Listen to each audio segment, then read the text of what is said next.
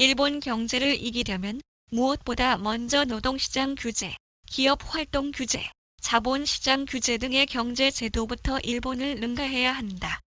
다른 나라에 없는 갖가지 규제로 경제적 자유를 구속하는 규제를 방치한 채 노노재팬의 죽창가를 부르는 것으로 반일을 할 수는 있어도 그 길을 할 수는 없다.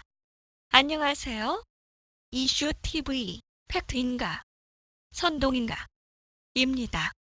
오늘은 이코노미스트 보도 내용을 소개하도록 하겠습니다. 이코노미스트 보도 제목 반일과 그 길의 차이. 이코노미스트 보도 내용입니다. 2019년 한국의 여름은 훗날의 어떤 시기로 기억되고 평가될 것인가? 존 스타인백의 소설 제목을 원용하면 1930년대 미국의 여름은 분노의 포도 시대였다. 당시 미국은 실업률이 최대 25%에 이르는 대공황 속에서 수많은 사람이 일자리 없이 생계가 막연했다. 굶주린 미국인들은 루즈벨트 행정부의 농업조정법 때문에 멀쩡한 농축산물이 고의 폐기되는 것을 지켜보며 더욱더 절망하고 분노했다. 농업조정법은 농산물 가격과 농가 소득을 지지할 목적으로 농업 생산을 제한하는 내용이 골자이며 루즈벨트 대통령이 대공황 극복을 위한 뉴딜 정책의 일환으로 1933년 5월에 시행한 법령이다. 이와 관련 존 스타인백은 그의 소설 분노의 포도 더 그레이프스 오브 레소에서 다음과 같이 표현하고 있다. 감자는 강물에 버려지고 수많은 돼지들이 구덩이에서 살처분되었다. 오렌지는 산더미처럼 쌓인 채 악취를 내며 썩어갔다. 사람들은 눈앞에서 대실패가 벌어지는 일을 지켜봐야 했다. 굶주린 사람들의 눈은 솟아오르는 분노로 이글거렸다. 사람들 영혼은 분노의 포도송이가 주렁주렁 매달려 포도의 수확을 기다리면서 알알이 커져갔다. 2019년 여름, 한국에서는 다른 이유로 분노가 경랑처럼 넘쳐나고 있다. 분노와 불안이 한여름의 폭염과 열대야를 압도한다. 한국 대법원이 일제강제징용 배상 판결을 내리자 일본의 아베 내각이 반도체 생산에 필요한 소재의 한국 수출을 통제하고 한국을 수출 간소화 국가 화이트 국가에서 제외하는 무역 보복 조치를 취한 것이 문제의 발단이었다. 한국 경제에 타격을 주려는 일본의 의도와 조치에 분노한 한국에서는 일본에 가지도 말고 일본 기업 제품을 사지도 말자는 노노재팬의 반일 운동이 들끓고 있다. 그리고 다른 한편에서는 이 지경이 되기까지 사태를 관리하지 못한 문 정부의 나태함과 정치 외교 무능을 탓하는 분노가 표출되고 있다. 어디를 누구를 향한 것이든 올여름 한국인의 분노는 무더위보다 뜨거운 일상이 되었다. 분노의 칼끝이 겨누는 방향이 나와 다르면 토착 왜군이 종북좌빨이니 하는 막말까지 서슴지 않고 내 편을 갈라 마녀 사냥식의 증오를 내뿜는 양상은 과도하고 위험하기까지 하다. 그래도 양편의 공통점이 없지는 않다. 언젠가 분노의 끝이 왔을 때 한국 경제와 안보 상황은 어찌 될지에 대한 불안만큼은 공통적이다. 미래에 대한 불안감은 현재의 분노를 가열하는 또 다른 불쏘시개가 되어 한일 갈등에서 비롯된 분노는 노원의 불길 마냥 사회 전반에 퍼져가고 있다. 한국 기업들에게 지금은 매우 위험한 시기이다. 미국과 중국 간에 길어지는 무역전쟁 여파로 국제교역의 기회는 계속 줄고 있다.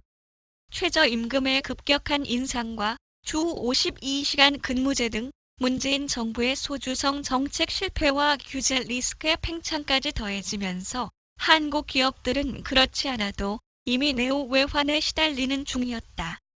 여기에 한일 무역 분쟁이 발생하고 앞으로 파장과 기간을 가늠하기 어려우니 수출 수입으로 먹고 사는 기업들로서는 엎친 데 덮친 격의 설상가상 위기이다. 더구나 직원 조회 시간에 반일운동을 비판한 유튜버 영상을 방영했다는 이유로 불매운동의 몰매를 맞는 한국 홀마 사례에서 보듯이 기업은 자칫하면 두 갈래로 갈라진 분노의 희생양이 되기 십상이다. 이래저래 한국에서 기업을 하는 일은 갈수록 위험한 직업이 되고 있다. 지금이 위중한 시기라 함은 기업에게만 해당되는 말이 아니다. 국가와 국민 모두에게 해당되는 말이다. 역사에 필연은 없다. 의도했든 의도하지 않았든 호사든 흉사든 국가적 중대 사태가 발생했을 때 어떤 나라는 이를 계기로 흥하는 길로 가고 또 어떤 나라는 정반대의 길로 가기도 한다. 14세기 유럽 전역에서 창궐했던 흑사병이 그랬다.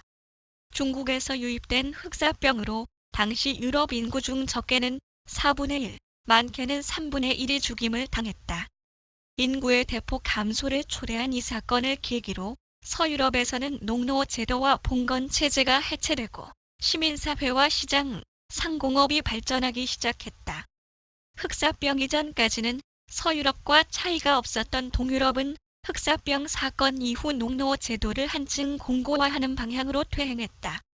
흑사병을 계기로 동유럽과 서유럽의 경제 사회 제도는 발전과 퇴보에 상반된 길로 갔다. 무엇이 이 같은 차이를 만드는가?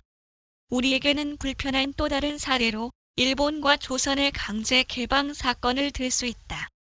일본은 1853년 미국의 페리 제독이 몰고 온 흑선의 무력 시위에 놀라 굴욕스런 조약을 체결했다.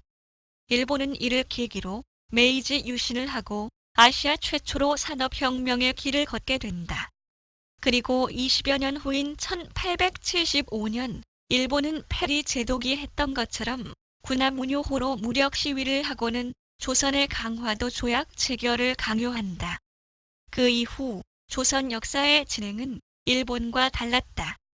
일모군란 1882 동학혁명 1894 등 내부 개혁의 요구가 있을 때마다 조선 왕가와 사대부들은 외세를 등에 업고 개혁을 외치는 민중을 학살하고 정권 유지에만 골몰했다.